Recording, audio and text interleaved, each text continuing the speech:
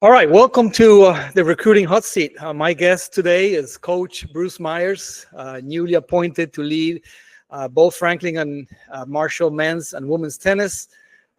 Coach Myers, with more than 15 years in college recruiting, stops at Bucknell, Temple, Arcadia, and others. He has guided teams to conference tournaments, earned all conference selections, has helped deliver award-winning facilities, and build nationally recognized mid-major recruiting classes. So if you want to be clear and practical about recruiting advice from someone who has done it at all multiple levels, this is for you. So Bruce, welcome to the recruiting hot seat. Thanks so much for having me. So Bruce, I have 20 quick questions. Though I want quick answers, so keep it real, keep it simple, no scripts, no filters, just your best insights. And remember, Bruce, this is the hot seat, so bring the heat and let's have some fun. Okay. All right, so most difficult sport, in your opinion, to get recruited in college?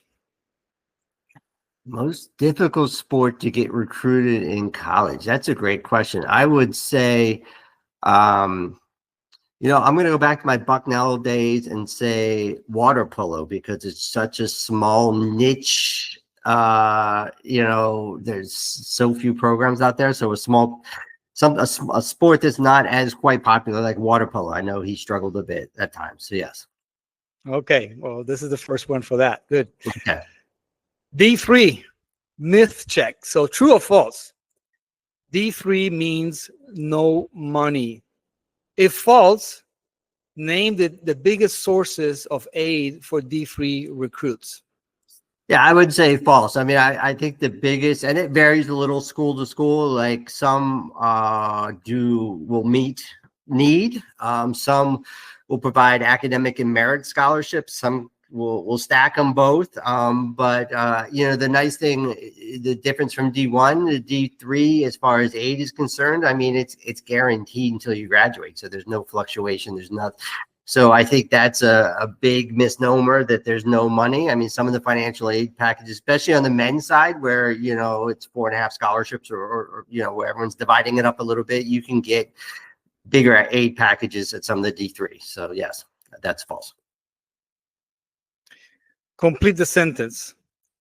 Top Division III tennis today is comparable to blank in Division I.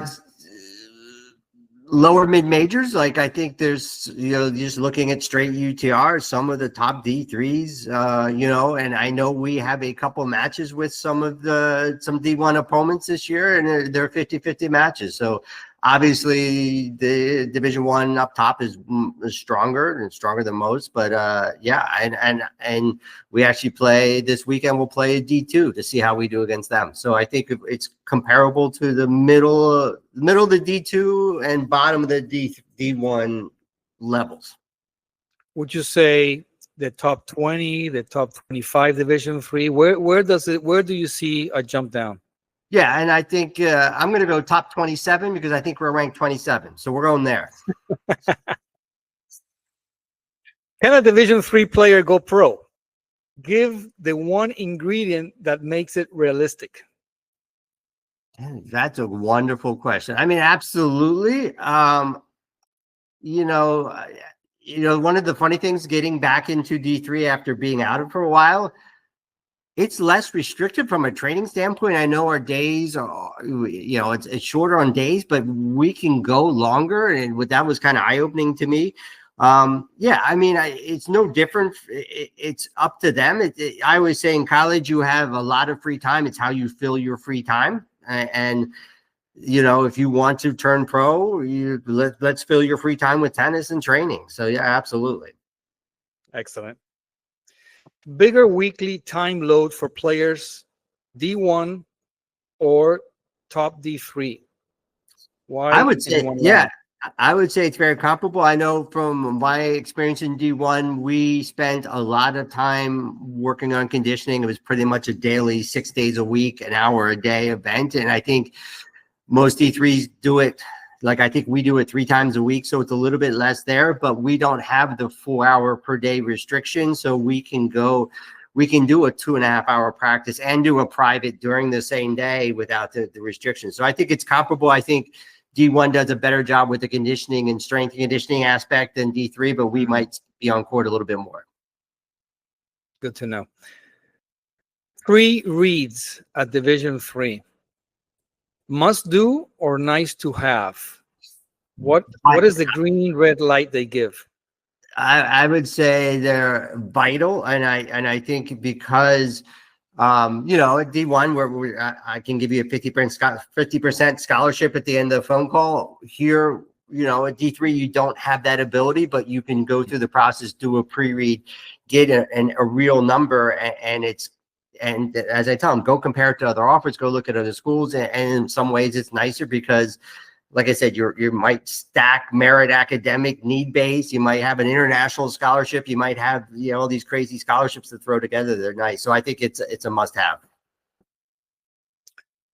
Should D3 recruits ever sign anything like an NLI? What document actually matters in Division 3? Yeah, I mean,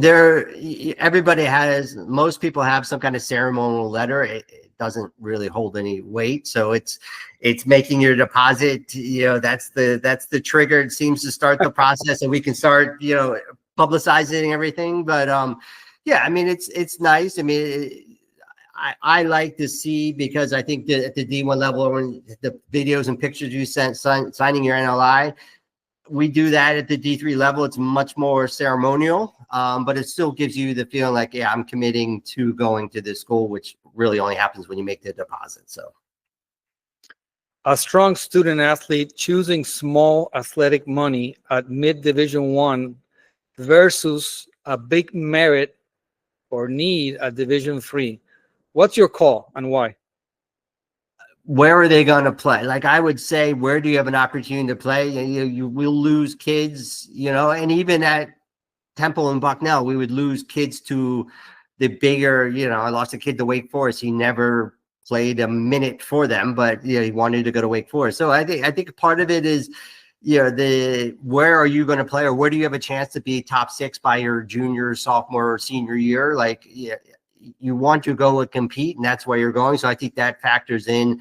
Yeah, do you have that opportunity in mid-major, or can you do that at D3 if finances are comparable? So I think it's, where do you want to, where can you play and contribute? So that's important. Biggest misconception international players have about D3? It's not D1, so there's no scholarship or aid money available. And, you know, once you get them on the phone and have conversations and go through the pre-read process, I mean, some of the packages they're going to get match or blow away with some of the, especially like some of the D2 where you're dividing up scholarships at 25% or things like that. Like, it's I think it's surprising for internationals to learn that the package is, you know, but there's also ego involved where I've got to play D1 or I've got to play D2 and D3 is beneath me, where, you know, if you look at their UTR and the UTR of some of the top teams, like, they don't even crack the top 6. So I think you've got to be realistic from that standpoint as well. So yeah, they come from the conception of soccer. You know, all these countries have soccer, and when you say Division 3 soccer, you're talking about the lowest that yes, are not even close. So they have that mentality. yes. If a recruit has an average rating but a killer 3-minute video, what one clip must be in that video to get your attention? Wow, that's a great question. The most important clip in that video would be a point that they lost. If there's I want to see how they lost the point. I want to see their reaction after that point. Was it bad technique, bad tactical decision? And then, as important, the next point, see how if they've recovered and they turned the page on it quickly, or they're going to let it dwell. Like, there was some study that, like, if you lose a plus 10 point rally, you're going to potentially lose, like, 65% lose the next 2 points, which is crazy because you're tired, you're angry, you're upset, you haven't recovered, you haven't turned the page. So I want to see a point that they lose and the next point or two to see how they recovered. Well, this next question, I think you did answer it, but I'm going to shoot it anyway. Character versus talent. 60 seconds of ball striking or 10 seconds of showing competitive character which wins you over and why? It's a wonderful question. That is a tough one. And you know, it's video, so your hope.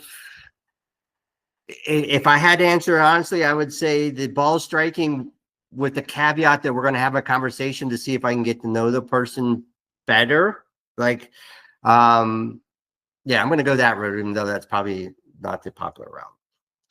From your Bucknell, which is a high academic Division One team, one academic mistake that killed offers for otherwise recruitable players.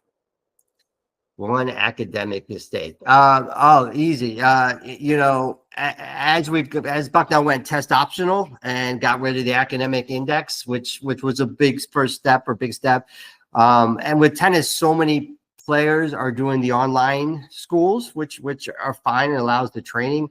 But they're just not rigorous enough. Like the classes they're taking don't, you know, like admissions would always say they want a B- in an AP level course versus an A+ in, you know, basket weaving. So like just the rigor, I think, has become so much more important from an admission standpoint, especially at, you know, at a higher academic school. So, I mean, they want to see you test yourself in a harder class. So Email to coaches, subject line that gets opened versus ignored.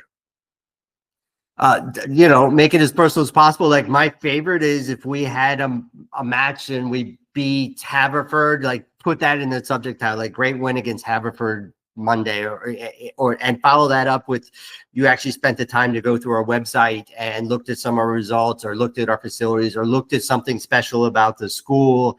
That will trigger me to read the full email all day long. So which subject line would trigger you to click delete? Give me the hey coach, great win against Haverford last Saturday. Like to like to talk to you about opportunities at F&M or something like that that shows that they did a little bit more than cursory research, or sending it out to multiple coaches. The thing that will not make me open an email is when they misspell my name, have the wrong school, you know, those kind of mistakes show that just a format template that they're sending out to 50 other coaches. So Transfer portal era. Does the portal help or hurt high school recruits at Division III? It hurts a bit because from a personal standpoint, I've had great luck with recruits at Bucknell and Temple. And we've got one or two at F&M. So you know, those kids are taking roster spots from potential seniors.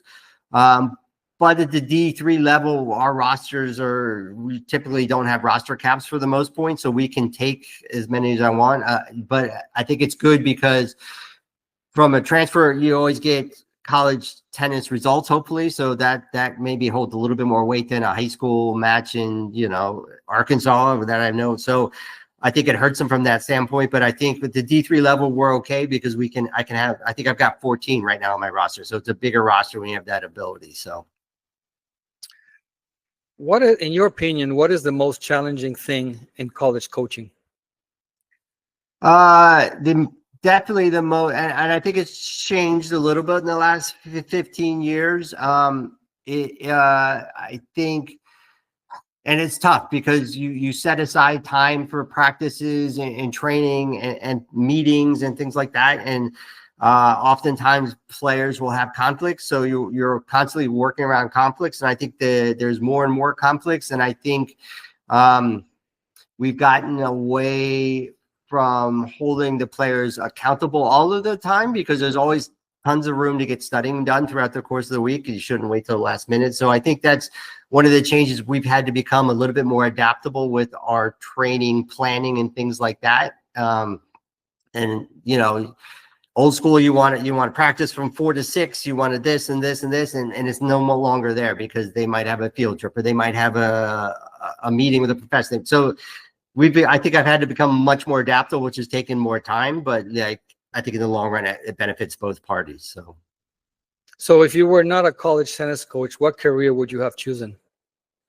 I was in sales and marketing for the first 12 years of my career, and that was I enjoyed that, but it's very pressure packed, and I think that translated well to college tennis. So at this point, I'd either go back to advertising or do something completely different and be like a groundskeeper for a baseball team or something that you can enjoy and be outside, relax, a little bit less pressure, something like that. Okay. Well, sales is a good quality to have in recruiting, right? Yeah, it helped the process immediately, and it's made sense throughout my career. Absolutely. Franklin and Marshall year one priority for you: culture, recruiting, or results? It's weird because the team, like the women, were in the conference final last year. So for the women's side, it's results because we're two matches, two singles wins away from winning the conference title.